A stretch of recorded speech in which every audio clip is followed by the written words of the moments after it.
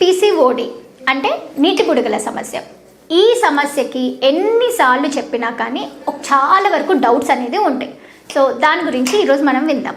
నేను doctor Sushruta, Kurnool 49 fertility centre consultant. So యాక్చువల్గా నీటి బుడగల సమస్య అనేది 2 టైప్స్ ఉంటాయి.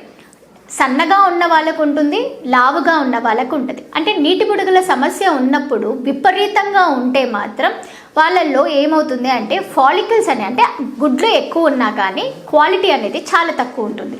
వాళ్ళకి నీటి బుడగల సమస్య ఒక రకమైన, అంటే డేట్లు కరెక్ట్గా రాకపోవడము, తర్వాత ప్రెగ్నెన్సీస్ అనేది సరిగ్గా రాకపోవడము, ఇలాంటి ప్రాబ్లమ్స్ అనేది ఉంటుంది. కొంతమందికి సన్నగా కనిపిస్తారు కానీ వాళ్ళల్లో నీటి బుడగల సమస్య ఎక్కువ ఉంటుంది.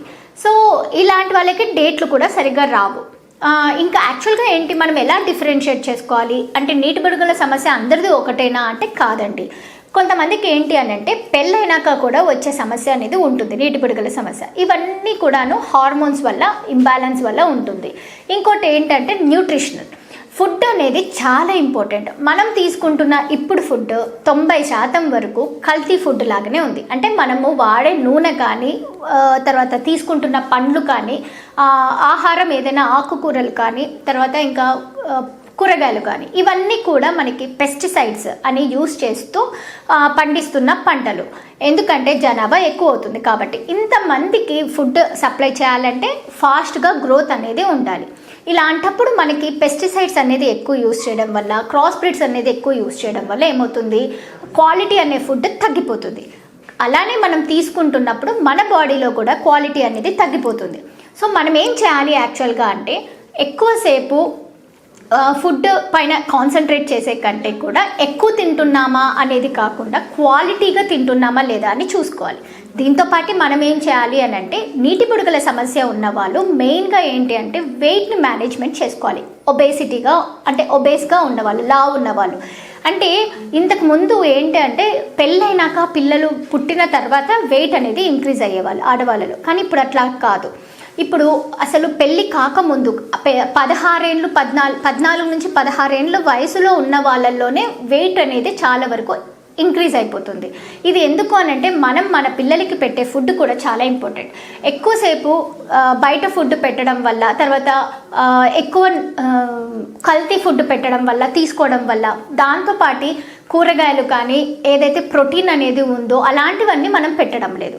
సో ఇలా చేసినప్పుడు ఏమవుతుంది అనంటే, ప్లస్ ఏంటంటే అప్పటి కాలంలో ఒక స్కూల్కి వెళ్ళాలి అని అంటే చాలా వరకు 2-3 కిలోమీటర్లు నడిచేవాళ్ళు. కానీ ఇప్పుడు అట్లా కాదు, మనకి ఫెసిలిటీస్ అనేది చాలా ఎక్కువైపోయినాయి. మన పిల్లలకి ఆటలు తక్కువైపోయినాయి, వాళ్ళకి ఫిజికల్ యాక్టివిటీ తగ్గిపోయింది.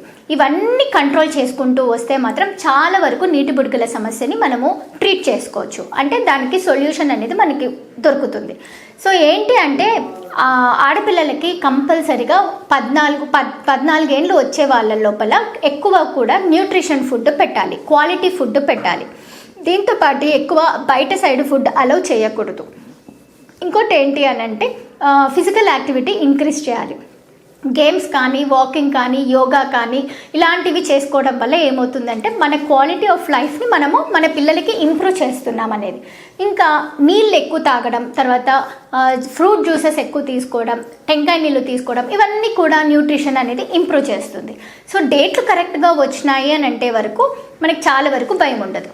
కొంతమందికి పెళ్ళయ్యాక ప్రెగ్నెన్సీ కోసం ప్లాన్ చేస్తుంటారు, డేట్స్ అనేది కరెక్ట్గా రావు. సో వీళ్ళల్లో ఏంటంటే ఇన్సులిన్ అనే హార్మోన్ అనేది ఉంటుందన్నమాట, అది ఇర్రెగ్యులర్గా ఉంటుంది. సో కొన్ని ట్యాబ్లెట్స్ యూజ్ చేయడం వల్ల ఆ హార్మోన్స్ అనేది కరెక్ట్ చేసుకొని, ఇన్సులిన్ రెసిస్టెన్స్ అనేది కరెక్ట్ చేసుకొని డేట్స్ రెగ్యులర్గా వస్తున్నాయా లేదా అని పెట్టుకొని, ట్యాబ్లెట్స్ పెట్టుకొని ప్రెగ్నెన్సీ ప్లాన్ చేసుకోవచ్చు. సో యాక్చువల్గా ఏంటంటే ఒకవేళ ప్లాన్ చేసుకోవాలని అనుకుంటే ప్రెగ్నెన్సీ ఒక 3 నెలల ముందటి నుంచి ఫోలిక్ యాసిడ్ ట్యాబ్లెట్స్తో పాటు ఈ యాంటీ హైపోగ్లైసిమిక్ ట్యాబ్లెట్స్ లాంటివి యూస్ చేసుకుంటూ ఇన్సులిన్ రెసిస్టెన్స్ని ఇంప్రూవ్ చేసుకుంటూ ప్రెగ్నెన్సీని ప్లాన్ చేసుకుంటే మాత్రం చాలా వరకు ఉపయోగం ఉంటుంది. డేట్లు కరెక్ట్గా రాకపోతే ఓసిపిల్స్ అనేది పెడతామన్నమాట. సో డేట్లు కరెక్ట్గా రెగ్యులరైజ్ చేసుకొని వాళ్ళకి ప్రెగ్నెన్సీకి ప్లాన్ చేయడానికి ట్యాబ్లెట్స్ అనేది పెడతాం. సో మీకు ఇలాంటి డౌట్స్ అలాంటివి ఉంటే కనుక ఖచ్చితంగా మీరు డాక్టర్ని కన్సల్ట్ అయ్యి స్కానింగ్ చేయించుకొని నీటి బుడగల సమస్య ఉందా లేదా తెలుసుకొని ముందుకెళ్ళాలి.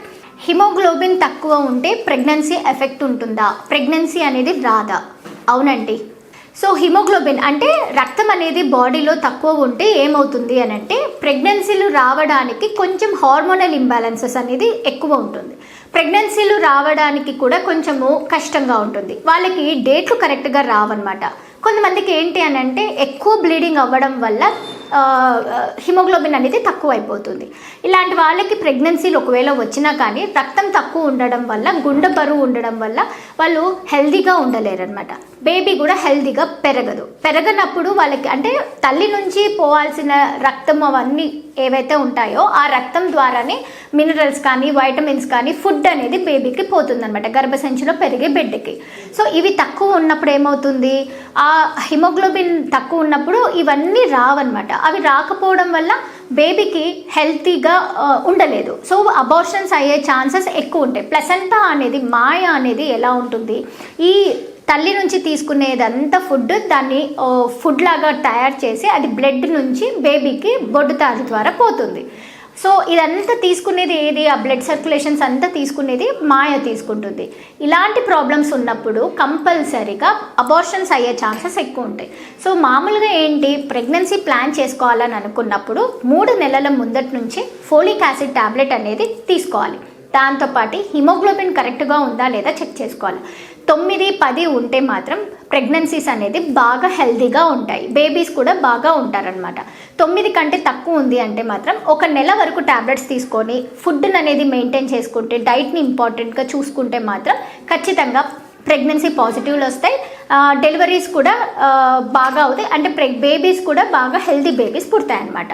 సో మీరు ప్లాన్ చేసుకోవాలని అనుకుంటే మాత్రం కంపల్సరీగా హిమోగ్లోబిన్ టెస్ట్తో పాటు కొన్ని హార్మోన్ టెస్ట్లు చెక్ చేసుకోండి. Thank you.